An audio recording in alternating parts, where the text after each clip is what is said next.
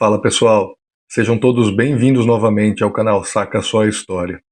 Bom, com relação à história, a gente já sabe que é tudo questão de narrativas, né? Sobretudo nos dias de hoje, nas últimas décadas, as narrativas históricas elas têm sido usadas para manipular alguns grupos de pessoas, manipular determinadas histórias. E uma das narrativas mais contundentes que nós tivemos nos últimos anos, né, nas últimas décadas, foi com relação à história do massacre da Praça da Paz Celestial. Você já viu essa imagem? Um homem solitário, parado diante de uma fila de tanques. O mundo inteiro assistiu. E o Ocidente deu um nome para aquilo: o Massacre da Praça da Paz Celestial. Guardem bem esse nome, que é muito importante para a gente entender. Mas e se eu te dissesse que a história que contaram para você pode estar completamente errada? Ou melhor, incompleta, manipulada, distorcida. Hoje, aqui no Saca Só a História, a gente vai fazer o que a mídia nunca quis: investigar a fundo o que aconteceu em 1989 em Pequim e descobrir o papel dos Estados Unidos nesse episódio. Sempre os Estados Unidos, né? Sempre. E spoiler, esse papel não foi pequeno. Então se prepara e saca só a história.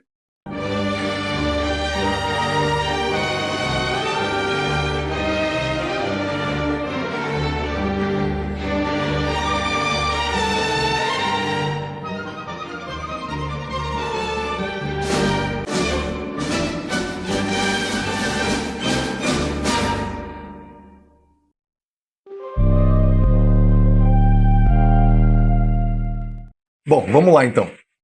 Para entender o que aconteceu na Praça da Paz Celestial, a gente precisa voltar alguns anos. Em 1978, Deng Xiaoping assumiu o comando da China. Ele era um comunista pragmático que propôs algo inédito: misturar o socialismo com o mercado. Abriu a economia, criou zonas especiais, atrações de capital estrangeiro. E o resultado? A economia chinesa disparou, mas a desigualdade também. Enquanto alguns enriqueciam, milhões continuavam na pobreza. A inflação era alta e a corrupção no partido era escancarada. E os jovens? Frustrados, né? Censurados, sem espaço para pensar diferente. Em 1989, a morte de Hu Yaobang, um ex-líder do partido favorável a reformas democráticas, foi o estopim. Milhares de estudantes saíram às ruas, primeiro em luto, depois em protesto.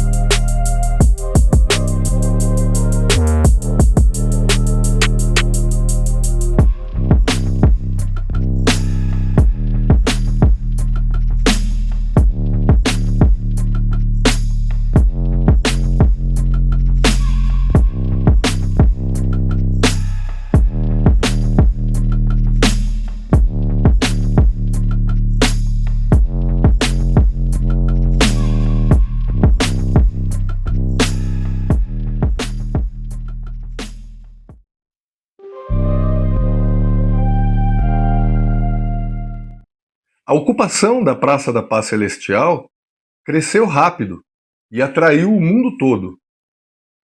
A CNN, o New York Times, a BBC, todo mundo estava lá transmitindo. Mas tinha mais coisa acontecendo por trás das câmeras. As embaixadas ocidentais, principalmente a dos Estados Unidos, mantinham contato direto com as lideranças estudantis. Sim, os diplomatas americanos orientando os jovens nas manifestações. Alguns documentos desclassificados mostram que os Estados Unidos viam no movimento uma oportunidade de ouro: derrubar o Partido Comunista Chinês e transformar a China em uma aliada liberal e sair da Guerra Fria como única superpotência mundial. Já dá pra perceber como as coisas vão se encaixando, né? Enquanto a mídia vendia uma narrativa heróica, os bastidores eram puro jogo geopolítico. E adivinha só, os Estados Unidos jogavam dos dois lados, defendiam os estudantes publicamente e negociavam com o governo de Deng Xiaoping em silêncio.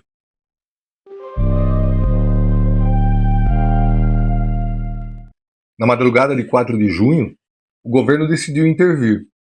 Tanques e soldados marcharam em direção à praça. O que aconteceu em seguida virou uma das histórias mais mal contadas da história moderna. A mídia ocidental afirmou que houve um massacre dentro da praça, que tanques passaram por cima de estudantes, que milhares morreram ali diante das câmeras, mas isso não é verdade. Jornalistas que estavam lá, como Jay Mathews e Nicholas Kristof, escreveram que não houve um massacre dentro da praça. Os estudantes já tinham sido dispersados.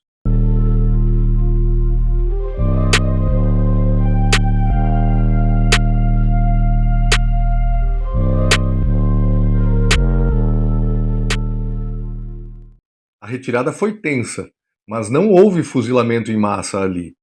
A violência mais intensa aconteceu nos arredores da praça, em bairros como Muxidi e Jiangwomen. Ali houve tiroteio, mortes, confronto direto entre civis e militares, ônibus em chamas, soldados linchados, civis baleados. E sobre os números, a Cruz Vermelha Chinesa, a princípio, falou em 2.600 mortos, mas depois recuou. O embaixador dos Estados Unidos falou em 300 a 800 mortos. Os britânicos chutaram 10.000 com base em fontes não confirmadas. Até hoje ninguém sabe ao certo o número de mortes. A imagem do Tank Man virou símbolo do protesto, mas ele não foi atropelado.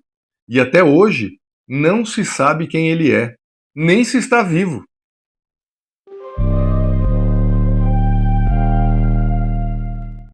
A maior mentira disso tudo não foi sobre os tanques, foi sobre a narrativa. A expressão massacre da Praça da Paz Celestial se espalhou como um vírus. Virou verdade oficial no Ocidente. Mas isso não é só erro de jornalismo, é propaganda de guerra.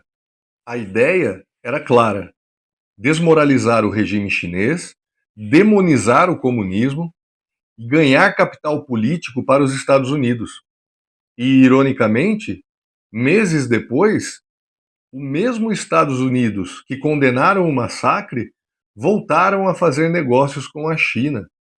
Empresas como a Apple, a Nike, o McDonald's fizeram fortuna na nova China. É tudo interesse e lucro mesmo, né? O discurso de liberdade e democracia sumiu. Deu lugar ao velho conhecido interesse econômico.